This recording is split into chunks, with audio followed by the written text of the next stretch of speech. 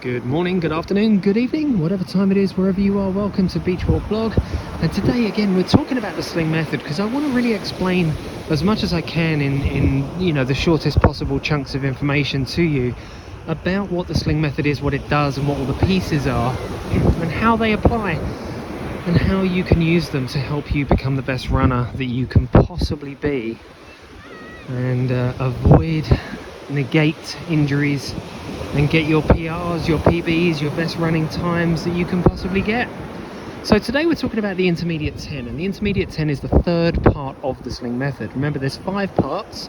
We talked about the runner's rehab, the posture, the retentioning, the alignment, the availability of movement in the sagittal plane mainly. Then we talked about the basic 8.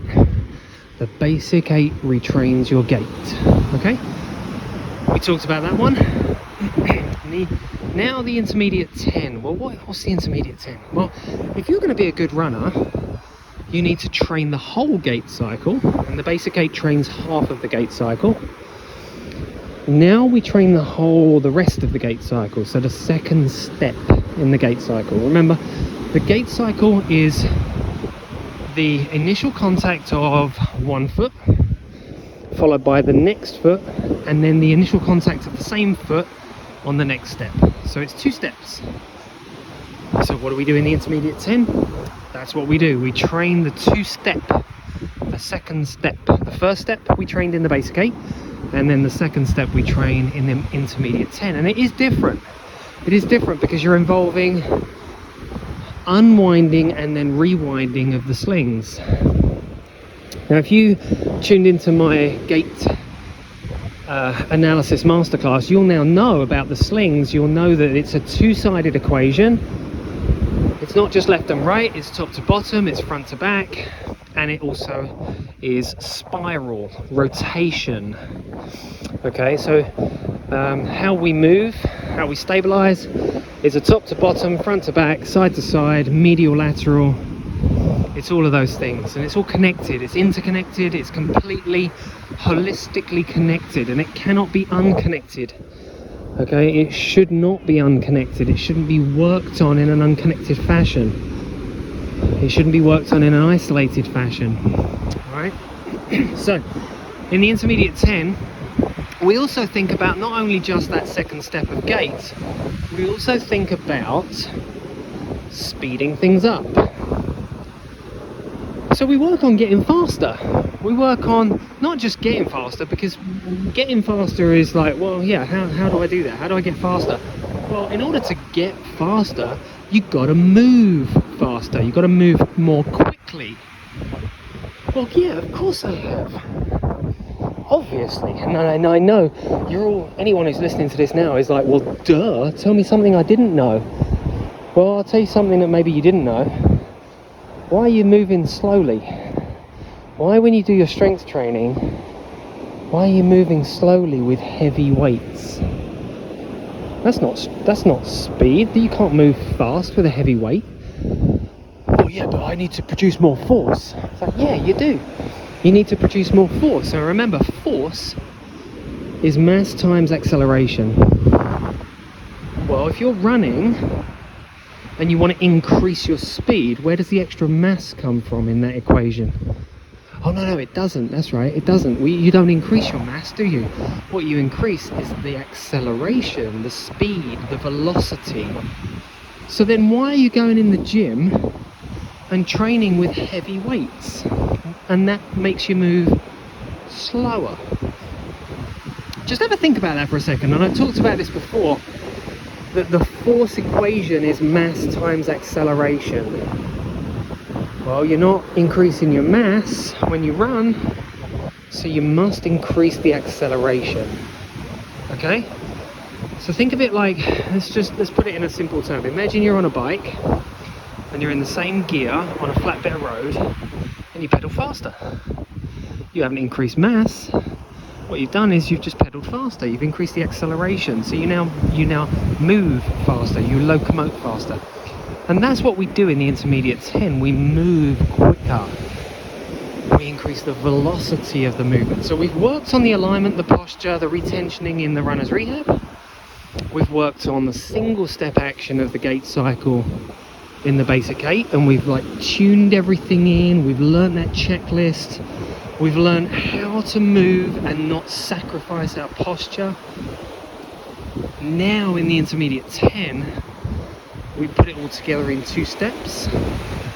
We speed it up, and we have an exercise in there that works on the hip internal and external rotation. So the hip joint actions, we kind of separate them out a little bit to give you an action of the slings that you haven't had before and you've probably never done before. And it's a really cool exercise, and it really works on that internal and external rotation of the hip, along with connecting that with the slings. Okay, so it's a really cool exercise. What we also do in the intermediate 10 is we combine things. We do a little combo in there of movements, and it's actually a combo made up of the exercises from the basic 8. It's a cool little combo, but it's quick. The other thing we do in the intermediate 10, because remember the gait cycle when I'm walking, look at how I'm walking now. 1, 2, 1, 2, 1, 2, 1. So at 2 feet on the ground at some point when I'm walking. But when I'm running, I go 1, 0, 1, 0. So at some point I have a double flight phase, or I have a flight phase instead of a double support phase or a double stance phase like I have in walking. So how are you going to move? How are you going to change direction of your foot and your leg and your torso when you're in the air, when you're not connected to the ground? It's a bit like swimming, right? How do I move when I'm in water? How do I turn? How do I roll over? How do I change direction of my limbs when I'm in the water? I have to have a really great connection, a really solid connection with my pelvis and with my torso. I have to have these really good connections through the slings. There's no surprise that a lot of good triathletes come from a swimming background, and they transition into running really well, really easily, because they've got a really fantastic connection with their slings. They get that through swimming because there's no connection with the ground. What they have to do is train the impact side of things and the specificity of things. But in the intermediate 10, we actually come off the ground. So we get into this double flight phase, oh sorry, not double flight phase, flight phase, non-double stance phase, non-double support phase. Okay?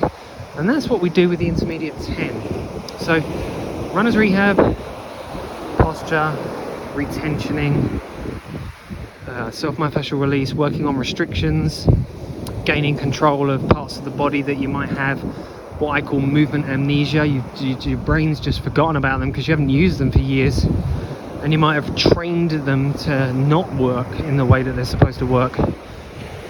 And then the basic 8, we do the first step of the gait cycle, as well as other things as well.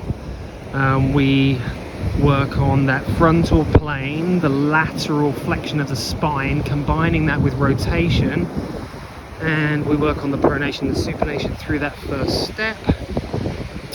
There's a little bit of fast movement in the basic 8, a little bit, and then it's really working on combining all the levers together, coordination of that gait cycle. And then the intermediate 10, we speed it all up, we come off the ground, we add the second step, and we also remember that we must maintain control of the posture when we're doing that. So we use the checklist again. So like I said about the checklist in the basic 8, we bring that with us into the intermediate 10.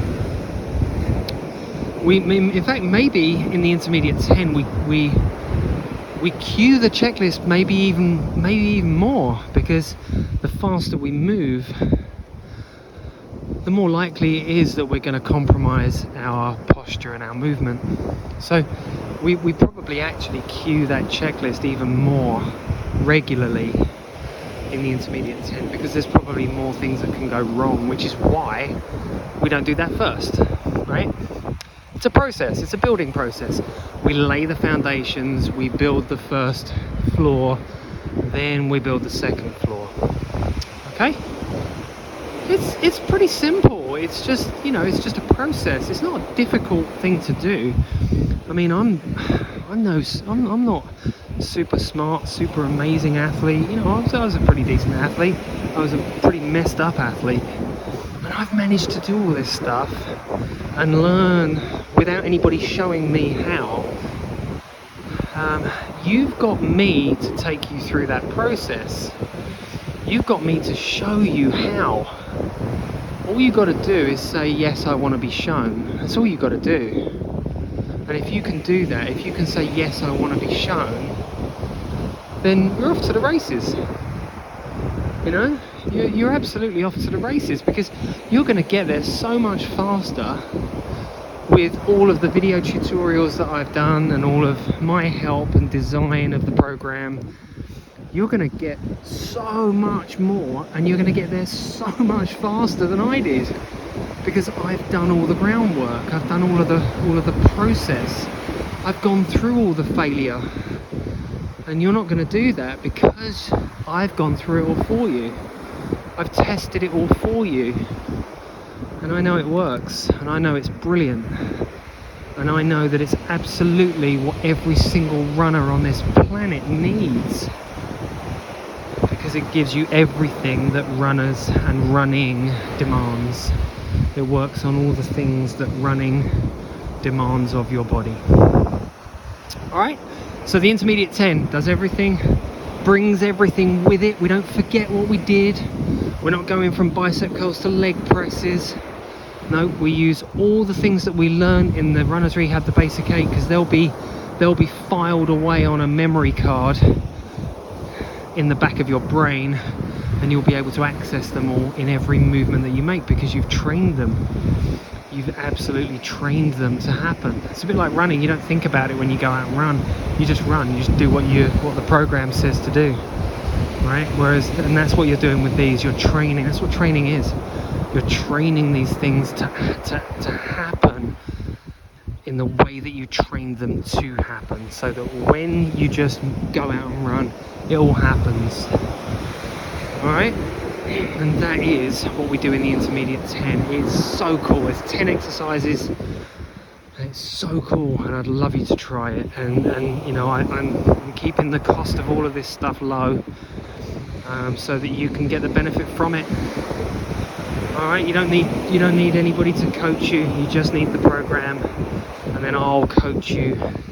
I'll teach you on the video tutorials, and you will benefit absolutely so much. Alright, and there we go. There's the Intermediate 10. Next one will be on rotational torque training, and I'm looking forward to that one. Talk to you soon. Bye.